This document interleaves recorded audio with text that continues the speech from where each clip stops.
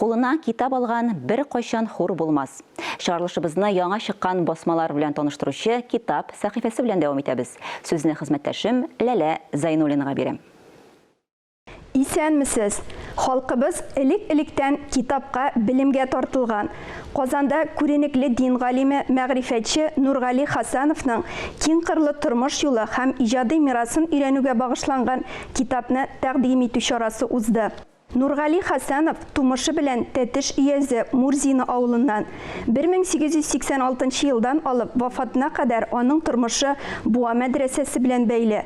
Нургали Хасанов 30 елдан артык Сембер губернасы Буа шәһәре мәдрәсәсен җитәкли, иман вазифаларын башкара, бик күп кешеләргә гыйлем һәм рухи тәрбия биргән шәхес. Нургали Хасановка башлаган китапның барлыкка килү ул бик күркәм күренеш.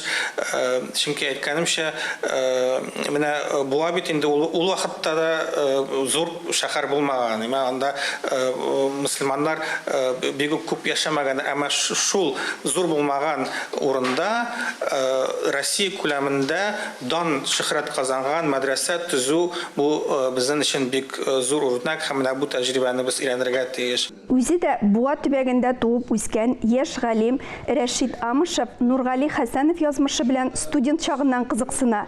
Барлык архив материалларын туплап, дин галиме Нургали Хасанов дип исемләнгән хезмәт язган. Әлеге бай рухи мирасны туплап бастыруның төп иганәчләре Буа районы хакимияте һәм Буа якташлык җәмгыяте. Тарих факультеты науклар кергәч педуниверситетта шу галимгә багышланган, Буаның тарихына багышланган хезмәтләр яза башладым. Шуңа ярдәм итте миңа тарих буенча остазларым.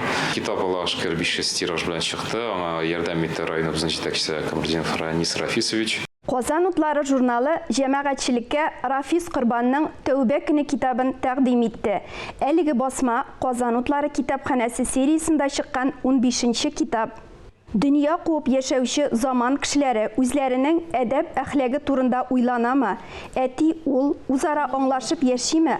Авторның яңа китабында урын алган Тәүбә көне һәм бер уч туфрак повестлары кешеләрнең рухи көрлегенә кагылышлы гыйбрәтле хәлләрне тасвирлый. Балалар уйлыйлар инде әтиләр дөрес эшләми дип, әтиләр уйлыйлар инде яшьләр дөрес эшләми дип.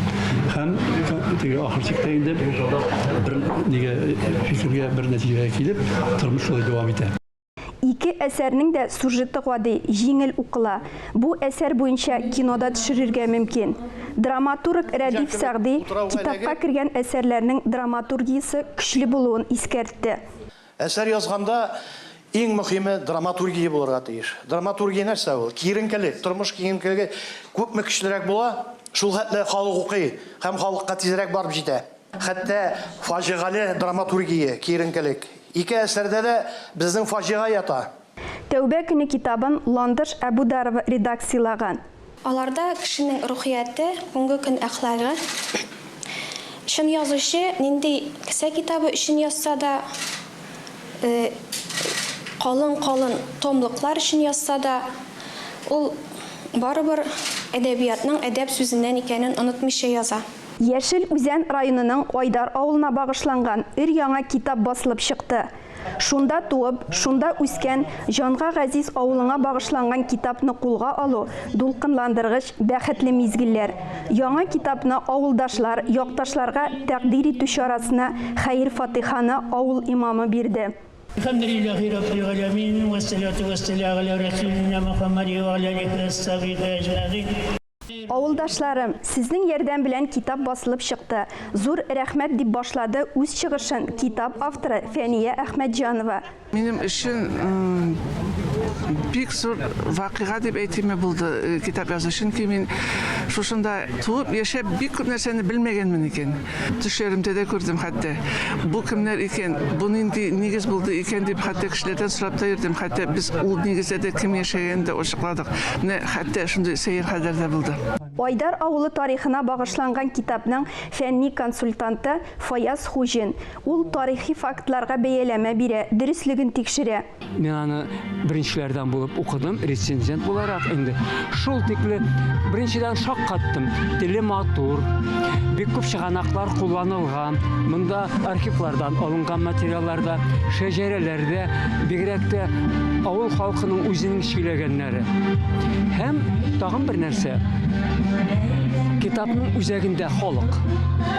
Менә шушы Айдар авылы халкы. Монда колхозда, Бекватан сугышында бераз читтәрәк калган. Алар да бар, әлбәттә. Әмма халыкның үзе.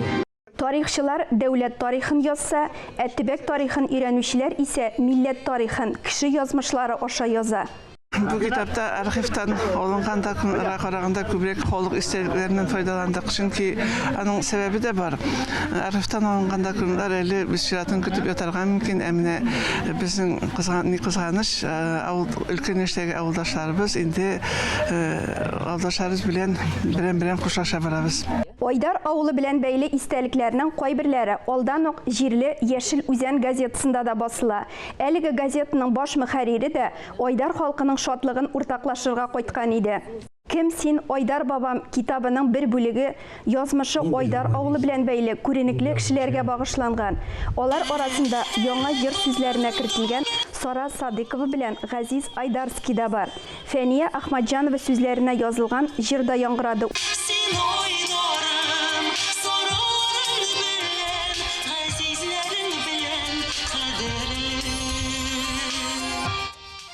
Шулай ихлас сүзләргә, җыр-моңга бай булды ул көнне китап бәйрәме.